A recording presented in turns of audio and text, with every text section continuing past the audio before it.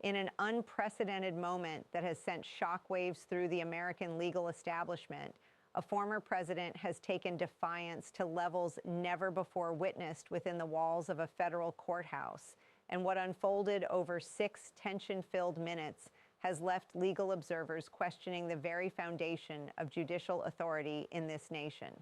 Federal marshals found themselves in a position no training manual could have prepared them for, advancing toward the defense table as a former commander-in-chief openly challenged the most basic principles of courtroom decorum, transforming what should have been routine protocol into a constitutional crisis that now threatens to redefine the boundaries between political power and legal accountability. The confrontation erupted at precisely 2:47 in the afternoon on January 26th, during what was supposed to be a standard pre-trial hearing concerning classified documents. But Judge Aileen Cannon's courtroom became the stage for something far more extraordinary than anyone anticipated. Tensions had been simmering for weeks beneath the surface, fueled by continuous disputes over classified evidence and what prosecutors characterized as systematic efforts to obstruct the proceedings.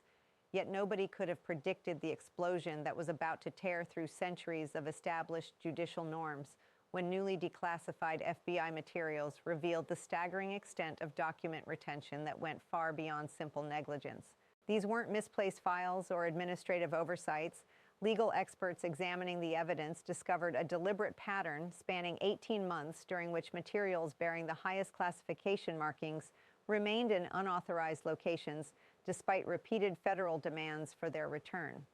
Surveillance footage and time-stamped records documented the personal movement of containers holding classified materials from secure storage to private spaces on multiple occasions throughout 2022,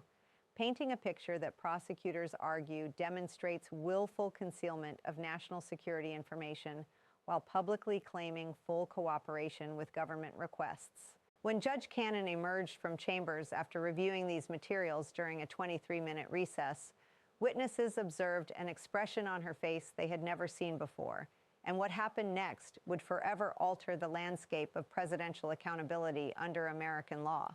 The courtroom held 47 members of the press, 12 defense attorneys, and 8 federal prosecutors, all of whom watched as the defendant remained seated at the defense table, apparently absorbed in his mobile device, even as the bailiff announced the judge's return with the traditional call for everyone to rise in respect for the court's authority. Every single person in that federal courtroom stood immediately except the defendant, and Judge Cannon's voice cut through the sudden silence with a direct command that left no room for misinterpretation, requesting that the defendant stand for the court as protocol demands. What followed was 15 seconds of silence so profound that veteran reporters later described feeling it pressing against their chests. And when the judge repeated her instruction with unmistakable authority, the defendant slowly raised his eyes and spoke words that would trigger the most unprecedented courtroom confrontation in presidential history, declaring that he did not recognize the authority of what he called a kangaroo court and announcing his refusal to stand for it.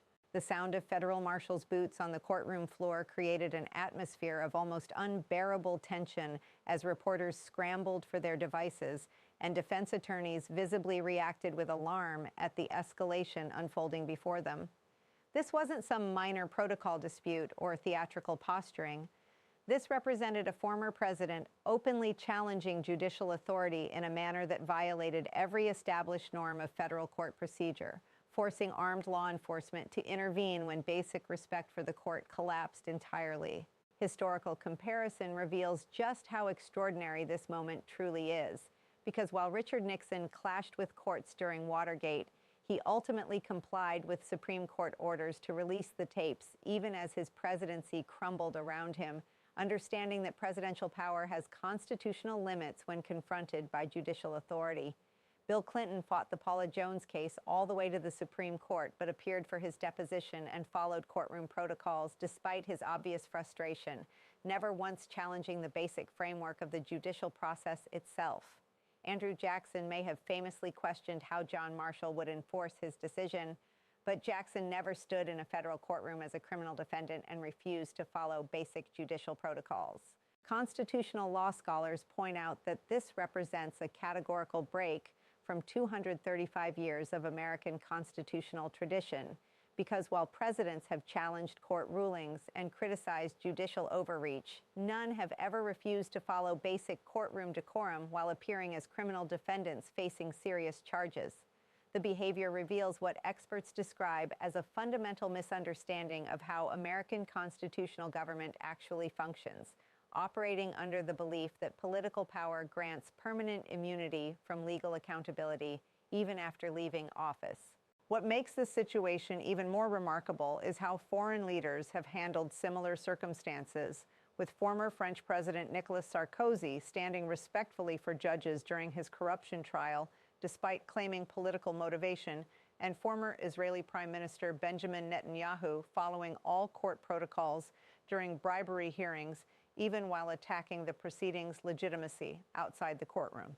Former South Korean President Park Geun-hye maintained courtroom decorum throughout her impeachment trial, despite arguing the entire process was unconstitutional, demonstrating that what makes democracies work is everyone accepting that judicial authority applies to them regardless of their previous position or power. The implications extend far beyond this single confrontation, because if a former president can openly reject judicial authority in a federal courthouse without facing immediate consequences, the entire foundation of equal justice under law begins crumbling before our eyes. Defense attorneys across the country are already citing this precedent in motions arguing their clients shouldn't be required to stand for judges if they find proceedings politically biased, creating a massive problem for federal courts nationwide that must either enforce protocols equally regardless of political status, or create a two-tier justice system where some defendants receive special treatment based on fame or political connections.